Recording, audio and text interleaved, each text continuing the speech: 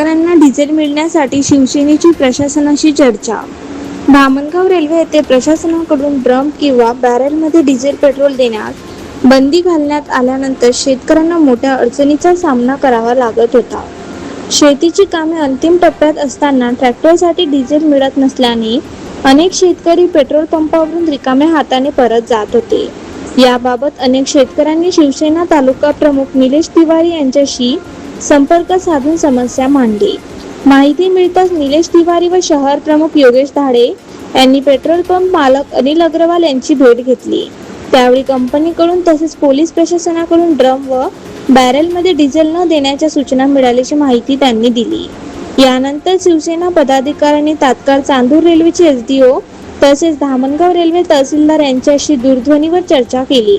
शेतकऱ्यांच्या नावाखाली काही डिझेल माफिया मोठ्या प्रमाणात साठवणूक करू शकतात, त्यामुळे प्रशासनाने ही खबरदारी घेतल्याचे अधिकाऱ्यांना सांगितले. शेतकऱ्यांना डिझेल मिळणे अत्यंत आवश्यक असून पेरणीपूर्व शेतीची कामे सुरू असल्याने त्यांना अडचण येऊ नये अशी भूमिका शिवसेनेकडून मांडण्यात आली. याबाबत शिवसेना नेते आमदार बच्चूभाऊ कडू तसेच जिल्हा प्रमुख आशिष धर्माणे यांनाही माहिती देण्यात आली. त्यांना तातडीने वरिष्ठ अधिकाऱ्यांशी चर्चा करून शेतकऱ्यांना कोणताही त्रास होणार नाही याबाबत प्रशासनाला सूचना दिल्या. दरम्यान निलेश तिवारी यांनी आज 29 मे शुक्रवार रोजी दुपारी 4 वाजता धामणगाव रेल्वे तहसीलदारांची प्रत्यक्ष भेट घेऊन सविस्तर चर्चा केली. शेतकऱ्यांना कायदेशीर मार्गाने डिझेल वितरण करण्यात येईल व त्यांना कोणतीही अडचण येऊ दिली जाणार नाही असे आश्वासन प्रशासनाकडून देण्यात आले. तसेच पेट्रोल पंपावर कायदा व सुव्यवस्थेचा प्रश्न निर्माण होऊ नये यासाठी दत्तापूर पोलीस स्टेशनचे ठाणेदार तातोड साहेब यांची भेट घेण्यात आली.